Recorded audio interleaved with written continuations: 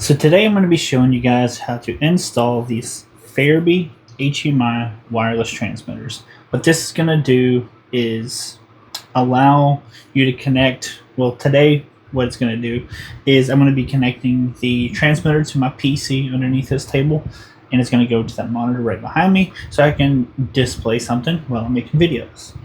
And it's really simple. Let me explain how this is going to go. Okay, so what we're going to do is we're going to take the transmitter and we're going to hook this to my PC.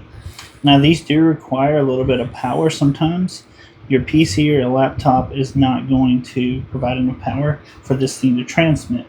That's why it comes with these wires right here. You're going to connect these. You're going to plug this into a power source, wall charger, something like that. And then you're going to connect this just like that. And that's going to provide the power to the transmitter or the receiver if it's not receiving enough power. So you can connect these to a ton of different things. If you have a camera that you're recording with that you want to be able to see the screen, or you want others to see the screen, you can connect this to have a live view of the camera. You get a PlayStation switch, connect that.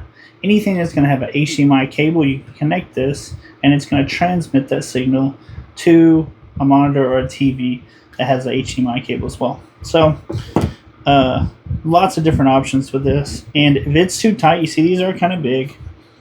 That's because they're powerful. But you can see how big that is in my hand. If the space is too tight for that, they give you a nice cable to connect and kind of give you an option, if you need it, to plug it up just like that. That's HDMI right there as well. So you have that option as well. Let's go ahead and get this hooked up and see how it works. Okay, I've crawled underneath my desk here just to show you guys. I got the thing plugged up right here to the extender, plugged into my graphics card.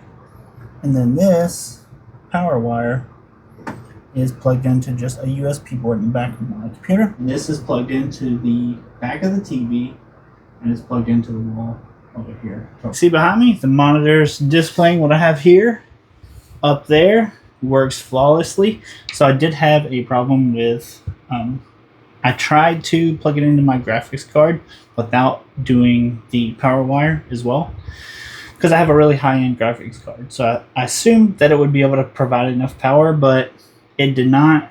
It kept just turning off and on because I didn't have the power plugged in. So if you're having that problem, if it's just popping up saying Faraby and then turning back off, you need to fix your power, and then it's going to work properly.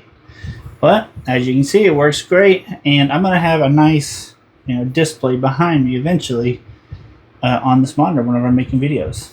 I'm Jace. I'll see you next time.